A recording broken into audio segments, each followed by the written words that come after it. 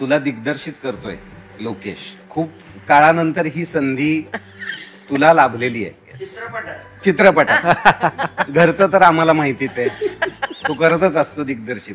मग कसं म्हणजे ही संधी पदरात फायनली कशी पडली? हे बघ, मागणी गेली असती तर पहिल्याच फिल्म मध्ये मी कास्ट झाले असते. तो म्हणतो मला योग्य वाटू देत तेव्हा तू तो रोल करशील.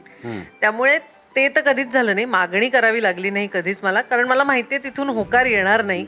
सो मी गप्पच राहिले कायम. पण क्रेडिट गोज टू शंतनू भाके जे आमचे कास्टिंग डायरेक्टर आहेत. त्यांनी लोकेशला असं सांगितलं की मला असं वाटतं ह्या कॅरेक्टरसाठी चैत्राली मॅम चांगल्या वाटतील. तेव्हा त्याने असं विचार केला आणि म्हटलं हा हरकत नाही, विचारून बघ.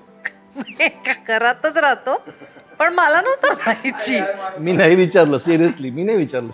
शंतनूचा मला फोन आला आणि मला वाटलं शंतनूच्या ऍड्स साठी बरेच वेळ येतात, तसं झालं असेल. तर म्हटलं काय?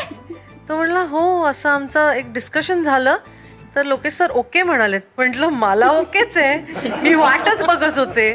पण हा माणूस तुला घरी पण काही म्हणाला नाही की आमचं डिस्कशन झालं? नाही नाही नाही नाही नाही नाही, बाकी सगळं सांगतो. ही एक गोष्ट त्यांनी मला नाही सांगितली की असं आमचं डिस्कशन झालंय आणि तुला असा फोन येईल. मला काहीच माहिती नव्हतं. लोकेश काही मनात होतं का की हे नको व्हायला किंवा असं काही?